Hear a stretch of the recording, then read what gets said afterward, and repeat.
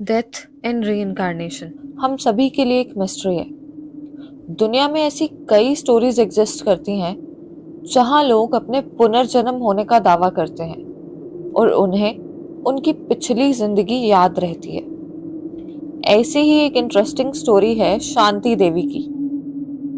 शांति देवी का जन्म 11 दिसंबर 1926 को दिल्ली में हुआ था।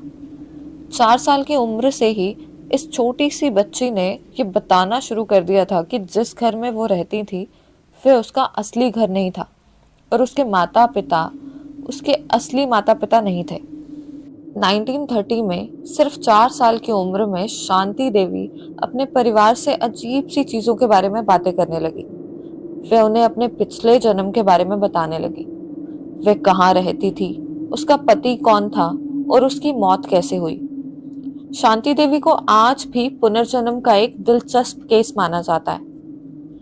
पुनर्जन्म या रीइंकार्नेशन एक ऐसा सब्जेक्ट है जो सुनने में किसी इंटरेस्टिंग मूवी की स्टोरी की तरह लगता है, लेकिन इस टॉपिक ने आज तक साइंटिस्ट को परेशान किया हुआ है।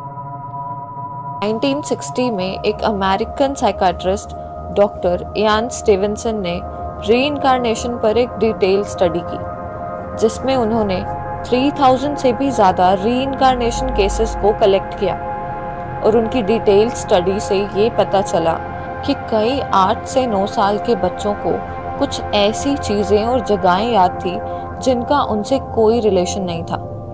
डॉक्टर स्टीवेंसन की इस थ्योरी के लिए उन्हें काफ़ी क्रिटिसिज्म मिला। आज भी साइंस रीइंकार्नेशन को एक मिस्ट्री या फिर एक मिथ की तरह देखता है। भगवत गीता में रीइंकार्नेशन के इस कॉन्सेप्ट को बहुत डिटेल में समझाया गया है। भगवत गीता में श्री कृष्ण ने अर्जुन को समझाया है कि हमारा शरीर डिस्ट्रॉय हो सकता है, लेकिन हमारी आत्मा हमेशा अमर रहती है। गीता के 8वें अध्याय के 6ठे श्लोक के अकॉर्डिंग इंसान मरते वक्त जिन बातों को याद रखता है वे उसकी आत्मा का हिस्सा बन जाती हैं और वह उन बातों को दूसरे शरीर में जाने के बाद भी याद रख सकता है। इसे पॉपुलरली पास्ट लाइफ मेमोरीज कहते हैं और इन थ्योरीज पर आज भी काफी आर्ग्यूमेंट्स और डिबेट्स चल रही हैं। भगवत गीता कहती है कि मृत्यु और पुनर्जन्म एक ऐसी नेवर एंडिंग साइकिल है जिससे एक आत्मा बार बार गुजरती है, लेकिन क्या साइंस आत्मा पर बिलीव करता है?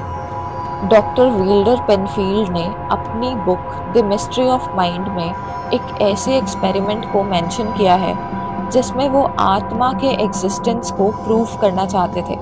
हमारे ब्रेन में अलग अलग एरियाज होते हैं जो हमारी बॉडी के अलग अलग मूवमेंट्स और एक्शंस के लिए रिस्पॉन्सिबल होते हैं। डॉक्टर पेनफील्ड ने अपने एक्सपेरिमेंट में ब्रेन के कुछ एरियाज को आर्टिफिशियली एक्टिवेट करके अपने सब्जेक्ट्स के कुछ मूवमेंट्स करवाए और इससे ये पता लगाया कि आर्टिफिशियली एक्टिवेट करने पर अगर माइंड बॉडी से ये मूवमेंट्स करवा रहा है तो नॉर्मल लाइफ में ब्रेन को सिग्नल कौन देता है। वो इस नतीजे पर पहुंचे कि अगर ब्रेन एक कंप्यूटर है तो इसे कोई चीज़ प्रोग्राम कर रही है और वो है हमारी सोल या हमारी आत्मा। भगवत गीता में ये बताया गया है कि मृत्यु के बाद पुनर्जन्म एक ऐसा सत्य है जिसे व्यक्ति मोक्ष प्राप्त करने के बाद ही छुटकारा पा सकता है। मोक्ष वो अवस्था है जिसमें आत्मा जन्म, मृत्यु और पुनर्जन्म के चक्र से आजाद हो जाती है। भगवत गीता के 7वें और 15वें अध्याय में एक ऐसे ब्रह्मांड का जिक्र किया गया है जहां ना तो सूरज है और ना ही चांद। वहां जो भी प्रकाश है वह परमपिता परमात्मा की रोशनी है। यहाँ साक्षात भगवान श्री कृष्ण विराजमान है और यहाँ केवल वही आत्माएं जाती हैं जिन्हें इस संसार से अलग होकर मोक्ष मिल गया है।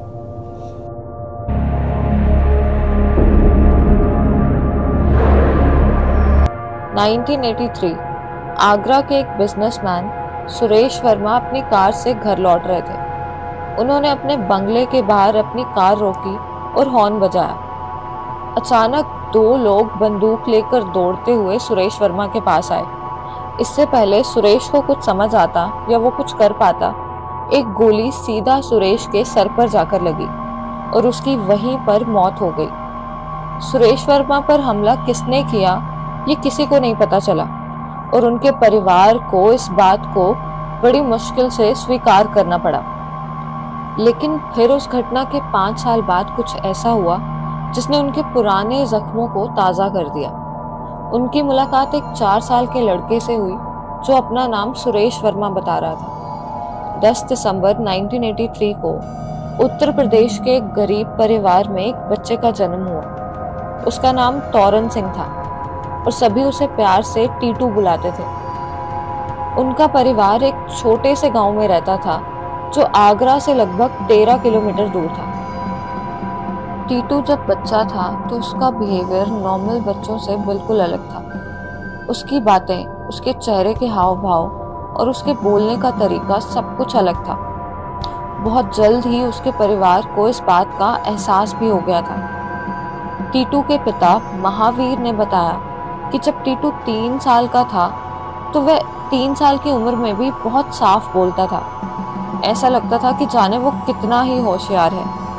टीटू को बच्चों के साथ खेलना बिल्कुल पसंद नहीं था। एक दिन लंबी खामोशी के बीच टीटू बहुत कुछ बोल पड़ा। उसने बताया कि उसका नाम तोरन सिंह नहीं, सुरेश वर्मा है। उसका घर गांव में नहीं बल्कि आगरा शहर में है। ये तमाम बातें परिवार के होश उड़ा रही थी क्योंकि टीटू कभी ना आगरा गया था और ना ही उसे पता था कि वो शहर है कहाँ। मगर फिर एक दिन वो आया जब टीटू ने अपने पिता को पिता और माँ को माँ मानने से इनकार कर दिया। टीटू बार बार किसी सुरेश रेडियोज नाम की दुकान का जिक्र करता था। कभी लगता था कि ये कोई मेंटल प्रॉब्लम है और कभी घर वालों को लगता था कि इस पर कोई भूत प्रेत का साया है।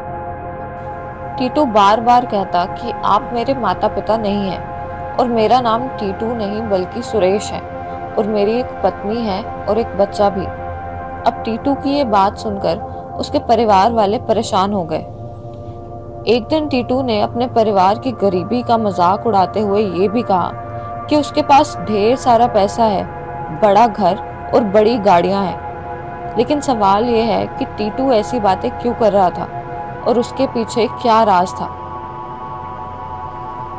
जैसे जैसे टीटू बड़ा हुआ उसका बिहेवियर और भी अजीब होने लगा। 4 साल की उम्र में वह अपने पिता से आगरा जाने की जिद करने लगा, लेकिन वह हमेशा ऐसा करने से मना कर देते। एक दिन उसके पिता टीटू को बिना बताए किसी काम से आगरा चले गए। जब टीटू को इस बात का पता चला तो उसे बहुत गुस्सा आया और वह चीखने चिल्लाने लगा। जब उसके बड़े भाई अशोक ने कोशिश की कि वह उससे बात करे तो टीटू ने उससे कहा कि उसका आगरा में एक बहुत बड़ा घर है और वह वहां जाना चाहता है। टीटू ने अपने भाई के पूछने पर उसे बताया कि आगरा में उसकी रेडियो की एक बहुत बड़ी दुकान है। अशोक ने आगरा जाने का फैसला किया और वहां उसे कुछ ऐसी बातें पता चली जिससे वह हैरान रह गया। आगरा के बहुत पॉश एरिया में एक बहुत बड़ी रेडियो की दुकान थी। दुकान पर बड़े बड़े अक्षरों में लिखा था सुरेश रेडियो और ये वही जगह और वही नाम था जिसका जिक्र उसका छोटा भाई टीटू अक्सर किया करता था। वह दुकान के अंदर गया और देखा कि एक विधवा दुकान चला रही थी।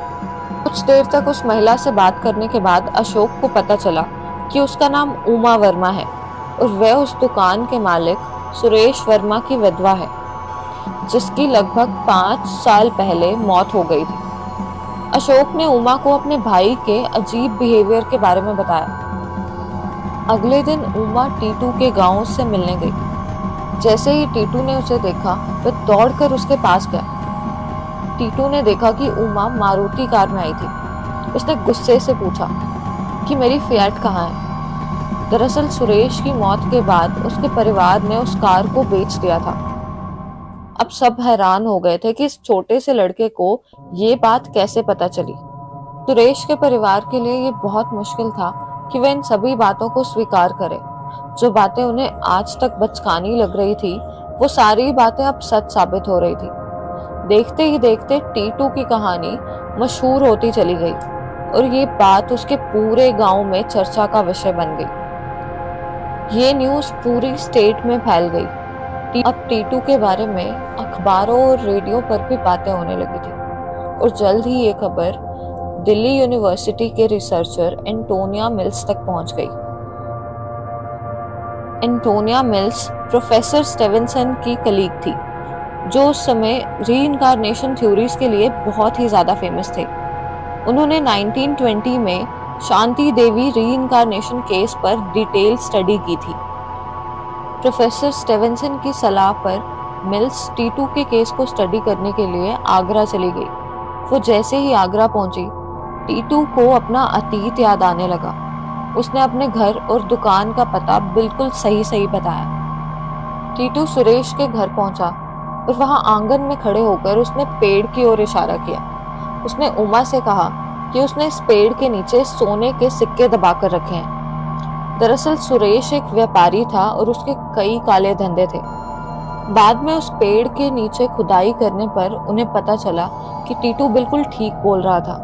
और फाइनली ये सब देखकर सुरेश की फैमिली ने इसे एक्सेप्ट कर लिया कि टीटू ही उनका बेटा है।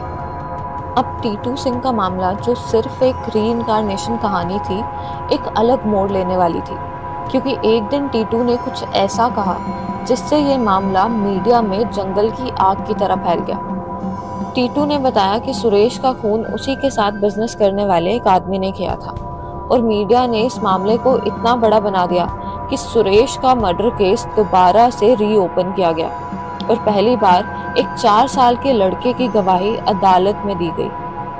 टीटू की सभी बातें सच साबित हुई और इसके बाद एंटोनिया मिल्स ने अपनी रिसर्च लेटर दिखाई, जिसमें उन्होंने टीटू के बर्थ मार्क के बारे में बताया था, जिसने इस केस में बहुत इंपॉर्टेंट रोल प्ले किया। टीटू के सर के दाईं तरफ एक सर्कुलर बर्थ मार्क था, बिल्कुल वही जहां सुरेश को गोली मारी गई थी। डॉक्टर स्टेवेंसन ने अपनी रिसर्च में इस बारे में बात की कि रीइंकार्नेशन और बर्थ मार्क के बीच रिलेशन है। उनका कहना था कि बर्थ मार्क हमारे अतीत के चोटों से जुड़े होते हैं। टीटू सिंह के मामले में उनके बर्थ मार्क सुरेश की गोली के घाव से मेल खाते थे। हिंदू धर्म में भी बर्थ मार्क बहुत इंपॉर्टेंट रोल प्ले करते हैं। ऐसा कहा जाता है कि दूसरा जन्म लेते समय हम पिछले जन्म के कुछ निशान साथ लेकर पैदा होते हैं, जो हमारी बॉडी पर विजिबल होते हैं और जिन्हें बर्थ मार्क कहते हैं। इन सभी सबूतों के आधार पर फाइनली आगरा कोर्ट ने पुनर्जन्म की बात को मान लिया और सुरेश के हत्यारों को सजा मिली और ये एक बहुत ही रेवोल्यूशनरी डिसीजन था। तो ये थी शांति देवी और सुरेश वर्मा की रीइंकार्नेशन या रीबर्थ स्टोरी। ऐसी कई और स्टोरीज हैं जो आपको रीइंकार्नेशन कॉन्सेप्ट के बारे में दोबारा से सोचने पर मजबूर करेंगे। ऐसी ही और इंटरेस्टिंग स्टोरीज के लिए हमारे चैनल को लाइक, शेयर और सब्सक्राइब ज़रूर करें और आपको ये स्टोरी कैसी लगी हमें कमेंट सेक्शन में ज़रूर बताएं। Thank you.